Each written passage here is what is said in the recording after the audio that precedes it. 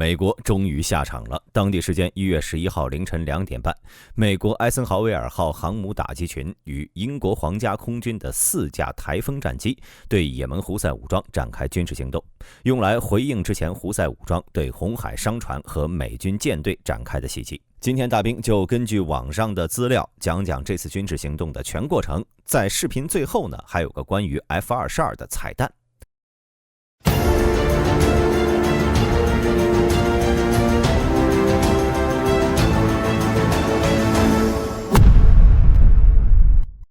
这次事件的主角呢，是以艾森豪威尔号航母为旗舰，菲律宾海号巡洋舰、3艘阿里伯克级导弹驱逐舰以及数艘潜艇构成的联合航母打击群。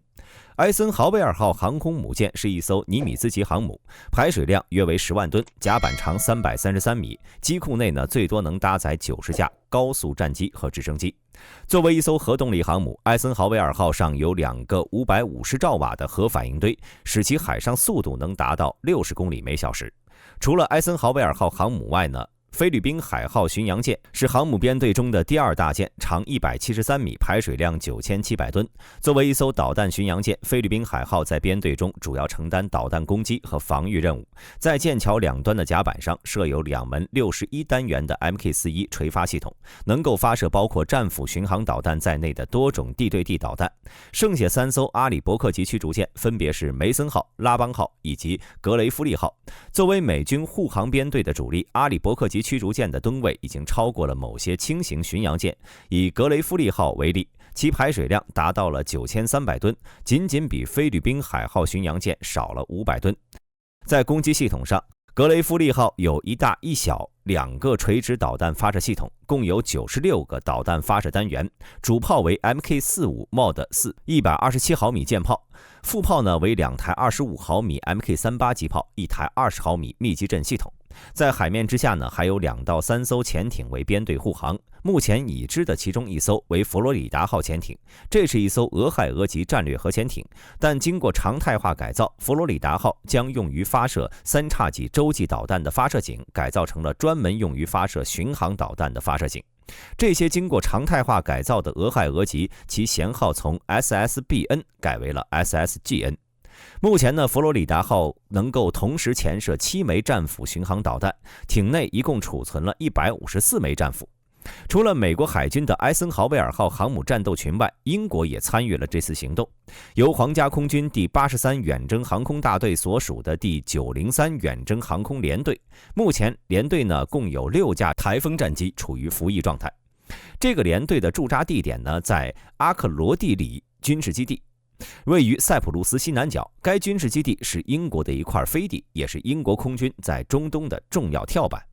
比如903远征联队就曾参与过2009年到2014年的阿富汗行动。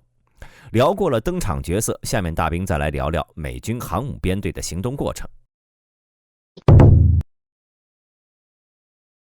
在行动开始前呢，联军已经位于沙特东部的巴林成立了联合作战总部，16名来自法国、加拿大以及英国的参谋为军事行动制定了目标，其中就包括了16个胡塞武装的军事基地，这些基地都已被查证背后有伊朗的支持，这些目标呢为最优先目标。除了这些大型目标，还有分布在28个地区的60个小型单位，其中包括武器库、导弹和无人机发射场、武器生产设施以及防空雷达，同时还有100多个水上和水底的胡塞武装资产。具体开始策划的时间，美军并没有透露，但美国中央司令部表示，第一轮袭击发生在当地时间凌晨2点半左右。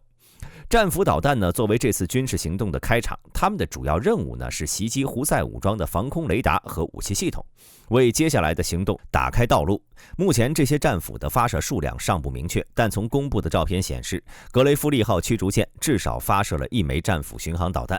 在巡航导弹摧毁了胡塞武装的防空系统后呢，一架 E-2C 鹰眼空中预警机从艾森豪威尔号上起飞。鹰眼是目前美国海军唯一服役的空中预警机，飞机顶部显眼的圆盘是洛克希德马丁公司生产的 AN/APS-145型雷达。该雷达外壳经过特殊的设计，能在飞行途中为侦察机提供额外的升力，检测范围达650公里，能够同时检测600多个目标，并同时对40个威胁进行电子战干扰，其峰值功率高达1兆瓦。与此同时，还有3架侦察机在空中执行侦察工作，包括1架波音 P8 波塞冬、2架 R135 侦察机。但是由于没有视频资料，大兵无法确认这些侦察机是从哪里起飞的。可以看出这次联合行动的准备可谓是十分完善。美军在正式投入战机之前，通过巡航导弹以及侦察机和预警机来为行动提供最大限度的保护。在这些准备工作结束后，主菜终于登场了。22架 FA-18 在第一轮袭击的1个小时后，从艾森豪威尔号上起飞。根据美国中央司令部发布的视频，我们可以清楚地看到，一架 FA-18 携带了2枚 AGM-88 反辐射导弹。该导弹能够有效地针对各种防空系统，同时在其他导弹挂点上 ，FA-18 并没有挂载导弹，而是挂了2个电子战吊舱，所以这是一艘经过改装的 EA-18G。该战机呢是在 FA-18 的基础上进行了特定的电子战改造，在机翼和机腹位置可以挂载5个 ALQ-99 电子战干扰吊舱，所以这又是一架专门对付胡塞武装雷达的电子战战机。可以看出，美军的这次行动非常谨慎。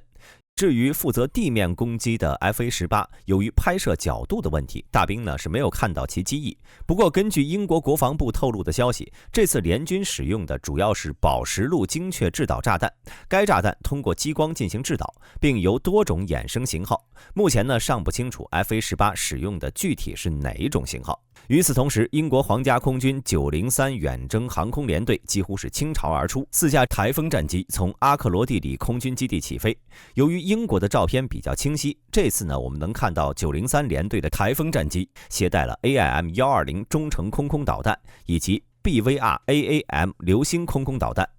但考虑到胡塞武装空中力量较为稀有，大兵个人认为这些空空导弹是为了防止第三方空中力量对胡塞武装的支援的。在对地攻击方面，台风战机携带了佩尔韦4精确制导炸弹，该炸弹是宝石路家族的最新型号，被称为智能炸弹。在用激光锁定目标后，炸弹便能自行制导。战斗部重量为226公斤，能够有效针对各种重型装甲和混凝土建筑。值得一提的是，塞浦路斯距离也门大概有2400公里了。而台风的作战半径呢为1480公里，所以这些台风战机去也门的路上至少经过了1次空中加油。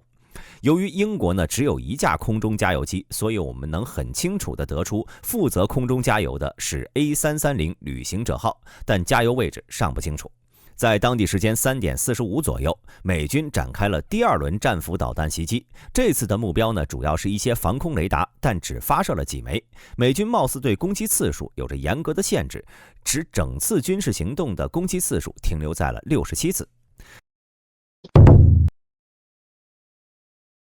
在美国东部时间19点38，也就是袭击开始的1个半小时后，美国总统拜登发布了行动声明。胡塞武装多次无视美国警告，并挑衅美国，但为了防止哈以局势扩大，美方保持了最大限度的克制。所以在昨晚，美国舰队对胡塞武装进行了报复性打击。在最后呢，拜登没有对美军未来动向做出表态。在22分钟后，英国首相同样发表了一篇类似的声明，并敦促胡塞武装停止对红海的封锁。目前，美国和胡塞武装双方都没有采取进一步措施，但双方之间的气氛已经紧张到了极点。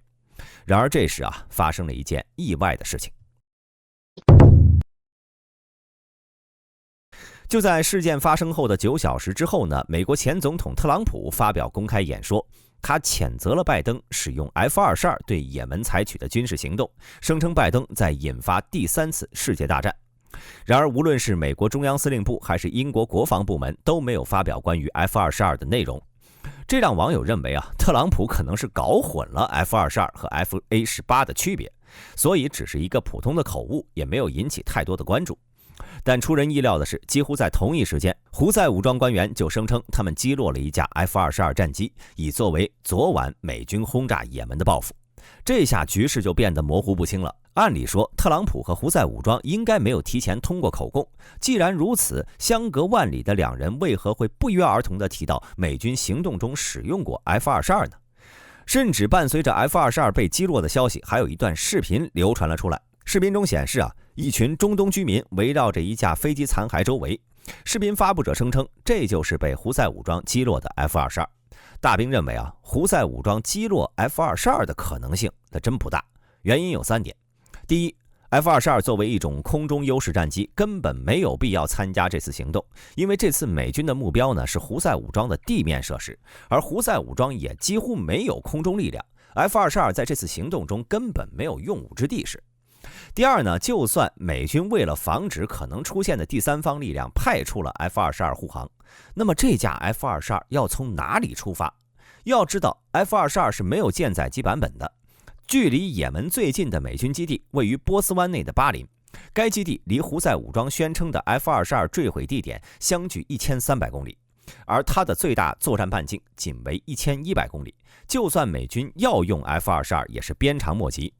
第三，就算他通过空中加油真的参与了行动，那么胡塞武装是如何击落 F-22的？要知道 F-22作为5代机和 F-35的隐身性能不相上下，而胡塞武装的装备大多数来自俄罗斯和土耳其，技术相对落后，光是发现 F-22都是一件难事了。更何况在行动之初，美军就率先使用巡航导弹摧毁了胡塞武装的防空体系，之后呢又派出了空中预警机和电子战战机为航空编队护航。很难想象在这个状态下，胡塞武装依然能击落 F-22。如果是真的，大兵只能认为胡塞武装的背后有外星人的支持。所以综上所述大兵只能认为这是特朗普和我们开的一个小小的玩笑。而胡塞武装呢，有些缺乏幽默感了，把这个玩笑当真了。目前美国对也门的军事行动后果仍在发酵中，兄弟们对此有什么看法？欢迎发表在评论区。本期视频到此结束，我是大兵，我们下期再见。